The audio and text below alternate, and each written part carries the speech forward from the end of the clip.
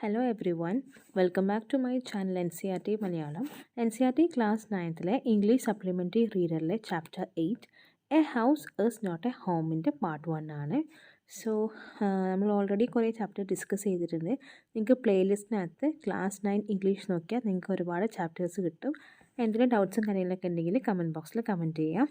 So English supplementary chapter 8 a house is not a home. This story reflects the changes of being a teenager and the problems of growing up. How does the author overcome his problems? So ഈ ഒരു ചാപ്റ്ററിനകത്ത് ഒരു teenager അല്ലെങ്കിൽ ഒരു കൗമാരക്കാരന് അനുഭവിക്കുന്ന പ്രശ്നങ്ങളാണ്. അപ്പോൾ വളരുമ്പോൾ അവനുണ്ടായ പ്രശ്നങ്ങളും അതുപോലെ തന്നെ എങ്ങനെയാണ് ഓഥർ ഇത് ഓവർകം ചെയ്യുന്നതെന്നൊക്കെയാണ് ഈ ഒരു ചാപ്റ്ററിൽ മെയിനായിട്ട് മെൻഷൻ ചെയ്യുന്നത്. So my first year of high school felt awkward.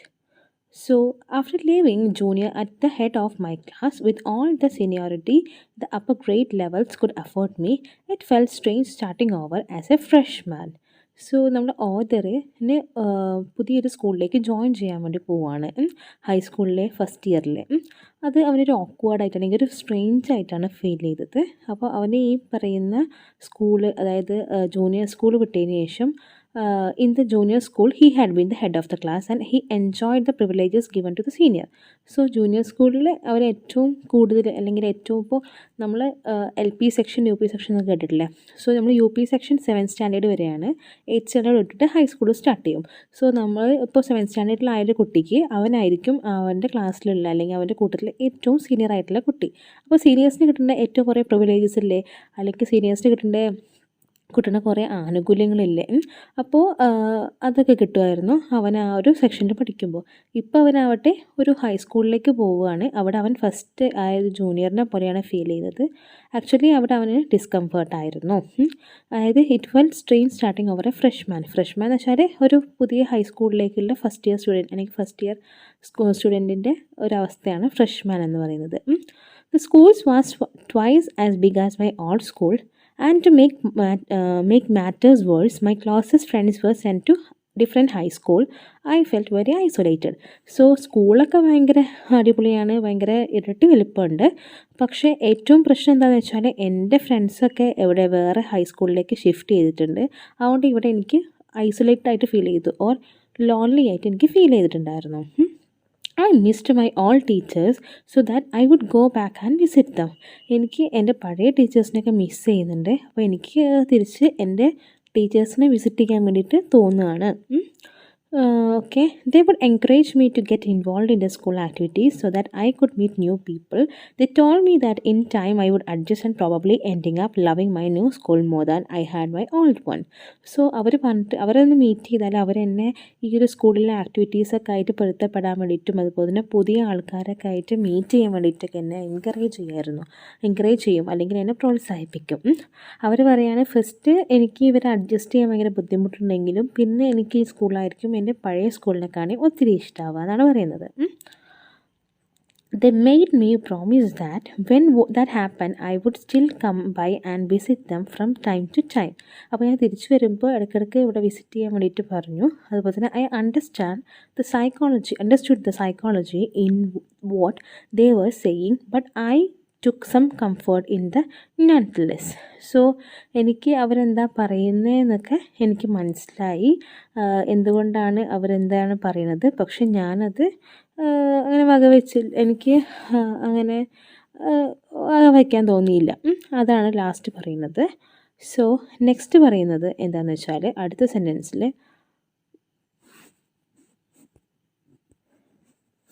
So one Sunday afternoon, not long after I had started high school, I was sitting at the home at our dining table doing homework. So ഒരു Sunday afternoon ഞാൻ എന്ത് ചെയ്തു, എനിക്ക് സ്കൂളിൽ തുടങ്ങിയിട്ട് അത്ര അധികമൊന്നും ആയിട്ടില്ല. ഞാൻ എൻ്റെ ഡൈനിങ് ടേബിളിൽ എൻ്റെ ഹോം വർക്ക് ചെയ്തുകൊണ്ടിരിക്കുകയായിരുന്നു. It was a cold and windy fall day and we had fire going in a fire place.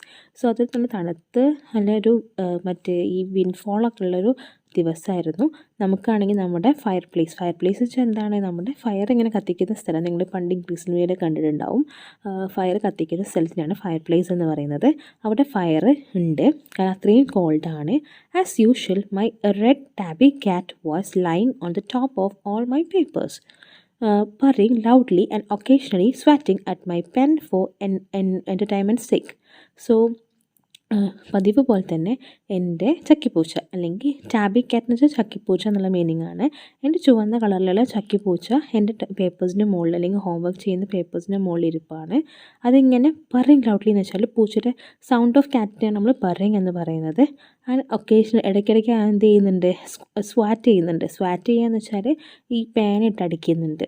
അതിൻ്റെ ഒരു എൻ്റർടൈൻമെൻറ്റ് അല്ലെങ്കിൽ അതിൻ്റെ ഒരു വിനോദത്തിനുള്ള രീതിയിൽ അതങ്ങനെ അടിക്കുന്നുണ്ട്. She was never far from me. I had rescued her when she was a kitten and somehow she knew that I was one responsible for giving her the good life. So അവളൊരിക്കലും എൻ്റെ ദൂരത്തു നിന്നായിരുന്നില്ല, കാരണം അവളെ ഞാൻ രക്ഷിച്ചതാണ്. അവളൊരു കിറ്റണായ, അല്ലെങ്കിൽ ഒരു കുഞ്ഞു പൂച്ചക്കുട്ടിയായ സമയത്ത് തന്നെ ഞാൻ അവളെ രക്ഷിച്ചതാണ്. അതുകൊണ്ട് തന്നെ അവൾക്കറിയാം ഞാനാണ് അവളുടെ ഈ നല്ലൊരു ജീവിതത്തിൻ്റെ റെസ്പോൺസിബിലിറ്റി, അല്ലെങ്കിൽ അതിൻ്റെ റെസ്പോൺസിബിൾ ആയിട്ടുള്ള ആൾ ഞാനാണെന്ന് അവൾക്ക് നന്നായിട്ട് അറിയാം. My mother kept stoking the fire to keep the house nice and warm.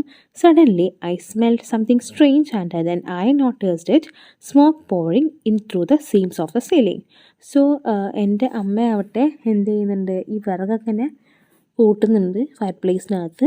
അപ്പോൾ അങ്ങനെ ആകുമ്പോൾ എന്താ, വീട് കുറച്ചും കൂടെ നല്ല വാംനെസ്സൊക്കെ ഫീൽ ചെയ്യും, കാരണം അതൊരു cold and windy fall day ആണല്ലോ. അപ്പോൾ അതിൽ നിന്ന് മോചനത്തിന് വേണ്ടിയിട്ട് അവർ നല്ല വാമാക്കാൻ വേണ്ടിയിട്ട് ഫയർ ഇങ്ങനെ സ്റ്റോക്ക് ചെയ്യുന്നുണ്ടായിരുന്നു, അല്ലെങ്കിൽ ഫയർ ഇങ്ങനെ വിറക് കൂട്ടുന്നതിനാണ് സ്റ്റോക്കിംഗ് എന്ന് പറയാറ്. അപ്പോൾ ഇടയ്ക്കാണ് ഞാൻ ശ്രദ്ധിച്ചത്, നമ്മുടെ സീലിങ്ങിൻ്റെ അതിലൂടെ ഇങ്ങനെ സ്മോക്ക് ഇങ്ങനെ വരുന്നത് കണ്ടത്. The smoke began to fill the room so quickly that we would barely see. Smoke ആവട്ടെ ഇനി മൊത്തം ഈ പറയുന്ന റൂം മൊത്തം ഫില്ലായിട്ടുണ്ട്. അതുകൊണ്ട് തന്നെ ഞങ്ങൾക്ക് കാണാനും ഭയങ്കര ബുദ്ധിമുട്ടായിരുന്നു. So groping our way to the front door, we all ran out into the front yard. By the time we made our way outside, the whole roof was engulfed in flames and it was spreading quickly. So എന്ത് സംഭവിച്ചു വെച്ചാൽ, ഗ്രോപ്പിംഗ് ഔവേ, ഗ്രോപ്പിംഗ് എന്ന് വെച്ചാൽ ഇരുട്ടിൽ തപ്പ്, അതാണ്. അല്ലെങ്കിൽ smoke full നിറഞ്ഞിട്ട് കാണാതിരിക്കുക. പക്ഷേ അവരെന്ത് ചെയ്തു, ഫ്രണ്ട് ഡോറിലേക്ക് എത്തി. സംഭവം അവരുടെ മുറ്റത്തേക്ക് ഇറങ്ങിയിട്ടുണ്ടായിരുന്നു. ഈ സമയത്തോടനുബന്ധിച്ചിട്ട് വീടിൻ്റെ റൂഫ് മൊത്തം എന്താണ്, ഫ്ലെയിമോട് നിറഞ്ഞിട്ടുണ്ട്. അതിങ്ങനെ ക്വിക്കായിട്ട് ഇങ്ങനെ സ്പ്രെഡ് ആവാൻ തുടങ്ങിയിട്ടുണ്ട്. I ran to the neighbours to call the fire department while I watched my mother run back into the house.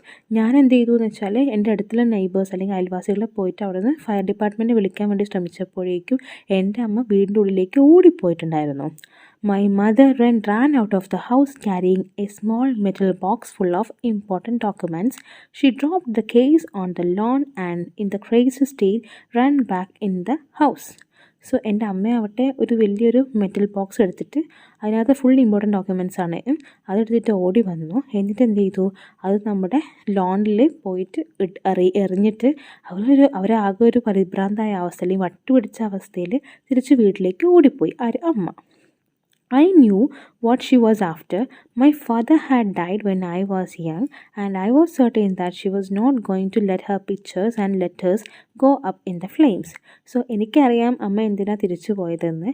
എൻ്റെ അച്ഛൻ ചെറുതായിരുന്നപ്പോൾ തന്നെ മരിച്ചതാണ്. അപ്പോൾ ഞങ്ങൾക്ക് ആകെയുള്ളത് അച്ഛൻ്റെ കുറച്ച് പടങ്ങളും അതുപോലെ തന്നെ കുറച്ച് ലെറ്റേഴ്സുമാണ്. അപ്പോൾ അമ്മയ്ക്കൊരിക്കലും അത് നശിച്ചു പോകാൻ വേണ്ടി താല്പര്യം ഉണ്ടായിരുന്നില്ല. അതുകൊണ്ടാണ് അമ്മ തിരിച്ച് വീട്ടിലേക്ക് ഓടിപ്പോയത്. They were the only things that she had to remember him by. Still, I screamed at her, "Mom, no." അപ്പോൾ അത് മാത്രമേ ഉണ്ടായിരുന്നുള്ളൂ അവർക്ക് അച്ഛനെ പറ്റി ഓർക്കാൻ വേണ്ടിയിട്ട്. അപ്പോൾ ഞാൻ എന്ത് ചെയ്തു, ഉറക്കെ നിലവിളിച്ച് അമ്മ വേണ്ടാന്ന് ഉറക്കെ പറഞ്ഞിട്ടുണ്ടായിരുന്നു. I was about to run after her when I felt a large hand hold me back. It was a fireman. I hadn't even noticed that the street had already filled with fire trucks. So ഞാൻ ഇങ്ങനെ ദൂരെ അവരുടെ പിന്നാലെ ഓടാൻ വേണ്ടി നിൽക്കുന്ന സമയത്ത് തന്നെ എന്നെ ഒരു വലിയൊരു കൈ എന്നെ വന്ന് പിടിച്ചിട്ടുണ്ടായിരുന്നു. അതൊരു ആരാണ്, ഒരു ഫയർമാൻ ആയിരുന്നു. അപ്പോൾ ഈ ഫയർമാനെ ഞാൻ ഒരിക്കലും ശ്രദ്ധിച്ചിട്ടുണ്ടായിരുന്നില്ല. ആ സമയത്താകുമ്പോഴേക്കും നമ്മുടെ സ്ട്രീറ്റ് മൊത്തം എന്താണ്, ഫയർ ട്രക്സ് കൊണ്ട് നിറഞ്ഞിരിക്കുകയാണ്. It was trying to free myself from the grass, yelling you don't understand my mother is in there. So എനിക്കാണെങ്കിൽ അവരുടെ ഈ പിടിയിൽ നിന്ന് പിടിവിട്ടിട്ട് ഉറക്കെ കരഞ്ഞുകൊണ്ട്, നിങ്ങൾക്ക് മനസ്സിലാവില്ലേ എൻ്റെ അമ്മയുണ്ട് അവിടെ എന്ന് പറയായിരുന്നു. So I was about to run after her when I felt a large hand hold me back. It was the fireman. I hadn't even noticed the street had already filled with fire trucks. I was trying to myself from grasp, yelling, "You don't understand, my mother is there." They already പറഞ്ഞു. He held on to me while other firefighters ran into the house. He knew that I wasn't acting very logically and that if he were I let go, I had run. He was right. So ബാക്കിയുള്ള fire fighters ആവട്ടെ എല്ലാവരും വീട്ടിലേക്ക് പോയി. അവർ മാത്രം എന്നെ ഇങ്ങനെ hold ചെയ്തിരിക്കുകയാണ്. അപ്പോൾ ബാക്കിയുള്ള ഫയർ ഫൈറ്റേഴ്സ് വീടിനുള്ളിലേക്ക് ഓടിപ്പോയി. പക്ഷേ എൻ്റെ കൈയാവട്ടെ ഈ ഒരു ഫയർമാൻ പിടിച്ചിരിക്കുകയാണ്. അപ്പോൾ ഈ സമയത്ത് ഞാനിങ്ങനെ ലോജിക്കായിട്ട് ആക്ട് ചെയ്യുന്നത് ഇങ്ങനെയല്ല ചെയ്യേണ്ടത്. എനിക്കറിയാം ഇപ്പോൾ ഇങ്ങനെ ചെയ്യുന്നത് ശരിയല്ല. പക്ഷേ എനിക്ക് അമ്മയുടെ കൂടെ പോകണം, അല്ലെങ്കിൽ അമ്മയുടെ അടുത്തേക്ക് പോകണം. എനിക്ക് പോകണം എന്ന് പറഞ്ഞത്, അത് ഞാനിപ്പോൾ കൈവിട്ടാൽ എന്തായാലും അവരിപ്പോൾ കൈവിട്ടാൽ ഞാൻ എന്തായാലും ഉള്ളിലേക്ക് പോകുമെന്നറിയാം. അപ്പോൾ അയാൾ ചെയ്തത് വളരെ കറക്റ്റാണ്. It's all right, they will get her, he said. കുഴപ്പമില്ല മോനെ, അവരെന്ത് ചെയ്യും, അവരെ പിടിച്ചു വരുമെന്ന് പറയാണ്. He wrapped a blanket around me and sat me down in the car. Soon after that a fireman emerged from a house with my mom in to.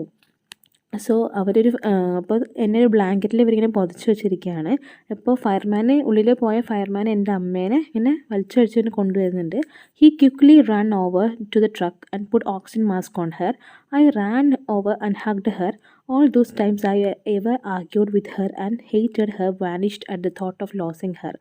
അതായത് അവരിപ്പോൾ ട്രക്കിൻ്റെ അടുത്തേക്ക് ഓടിപ്പോയിട്ടുണ്ട്. എന്നിട്ട് അമ്മയ്ക്കാണെങ്കിൽ ഈ പറയുന്ന ഓക്സിജൻ മാസ്ക് വെച്ചിരിക്കുകയാണ്. അപ്പോൾ അമ്മയുടെ ബോധം പോയിട്ടുള്ള അവസ്ഥയിലാണ്. ഞാൻ എന്ത് ചെയ്തു, ഓടിപ്പോയിട്ട് അമ്മേനെ പിടിച്ചിട്ട് ഒന്ന് കെട്ടിപ്പിടിച്ചു. അപ്പോൾ ഈ സമയത്ത് ഞാൻ അമ്മേനായിട്ട് ഇങ്ങനെ ആർഗ്യൂ ചെയ്യാനോ അല്ലെങ്കിൽ ഞാനിങ്ങനെ അമ്മേനെ ഇങ്ങനെ ദേഷ്യം പിടിപ്പിക്കാനോ ഒന്നും വിചാരിച്ചിട്ടുണ്ടായിരുന്നില്ല, അല്ലെങ്കിൽ ഇങ്ങനെ ഹെയ്റ്റ് ചെയ്യാനൊന്നും വിചാരിച്ചിട്ടുണ്ടായിരുന്നില്ല. അപ്പോൾ ഞാൻ പെട്ടെന്നാണെങ്കിൽ അമ്മയെ നഷ്ടപ്പെടുമെന്നുള്ളൊരു പേടി എനിക്കുണ്ടായിരുന്നു. She is going to be okay said the fireman. She is just inhaled a little smoke. അപ്പോൾ അവർ ഓക്കെ ആയിക്കോളും, ഒരു ഫയർമാൻ പറഞ്ഞു. അവർ കുറച്ച് സ്മോക്ക് ഇൻഹെയിൽ ചെയ്തു എന്ന് മാത്രമേ ഉള്ളൂ. And then he ran back to the fireplace while my mother and I sat there dazed. So ഞാനാവട്ടെ ഈ ഒരു സമയത്ത് ആ ഫയർ പ്ലേസിൻ്റെ ഇങ്ങനെ ഇവരാണെങ്കിൽ ഇപ്പോൾ ഈ ഫയറിനുമായിട്ട് ഫൈറ്റ് ചെയ്യാൻ വേണ്ടി പോയിരിക്കുകയാണ്. ആര്, നമ്മുടെ ഫയർമാന്. ഞങ്ങളാവട്ടെ അവിടെ ആകെ അങ്ങനെ ഗ്രേസ്ഡായിട്ട് അല്ലെങ്കിൽ പരിഭ്രാന്തരായിട്ട് ഇങ്ങനെ ഇരിക്കുകയാണ്. I remember watching my house burn down and thinking that there was nothing I could about it. So ഞാൻ ഇങ്ങനെ ഞങ്ങളുടെ വീട് കത്തുന്നതിനെ കണ്ടുകൊണ്ടിരിക്കുകയാണ്. പക്ഷേ എനിക്കൊന്നും ചെയ്യാൻ പറ്റാത്ത അവസ്ഥയാണ്. 5 hours later, fire was finally out. Our house was almost completely burned down. But then it struck me I hadn't seen my cat. So 5 മണിക്കൂറിന് ശേഷം വീട് മൊത്തം എന്താണ്, തീ മൊത്തം പോയിട്ടുണ്ട്.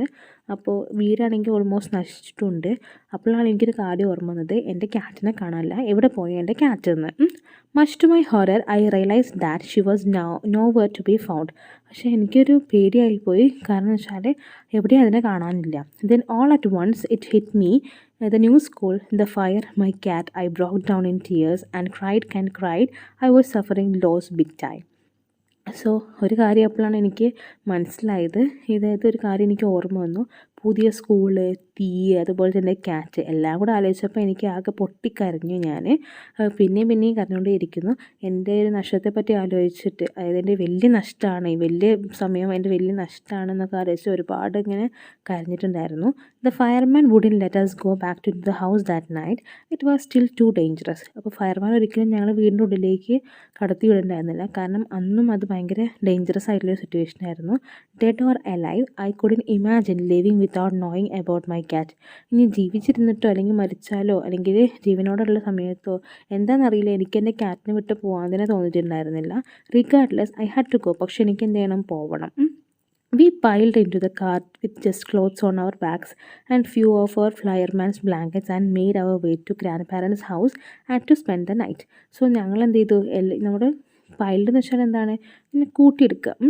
അപ്പോൾ ഞങ്ങൾ കുറച്ച് ക്ലോത്ത്സും ഞങ്ങൾ ഇട്ടേക്കുന്ന ക്ലോത്ത്സും അതുപോലെ തന്നെ ഫയർമാൻ തന്ന കുറച്ച് ബ്ലാങ്കറ്റ്സും മാത്രമായിട്ട് ഞങ്ങൾ എന്ത് ചെയ്യുന്നുണ്ട്, ഞങ്ങളുടെ ഗ്രാൻഡ് പാരൻസിൻ്റെ വീട്ടിലേക്ക് പോവുകയാണ് ആ ഒരു രാത്രി അവിടെ തങ്ങാൻ വേണ്ടിയിട്ട്. അപ്പോൾ അതിനുശേഷം നമ്മുടെ ഈ ഓഥറിൻ്റെ നറേറ്ററിൻ്റെ ലൈഫിൽ എന്താ സംഭവിച്ചതെന്നൊക്കെ നമുക്ക് നെക്സ്റ്റ് ക്ലാസ്സിൽ നോക്കാം.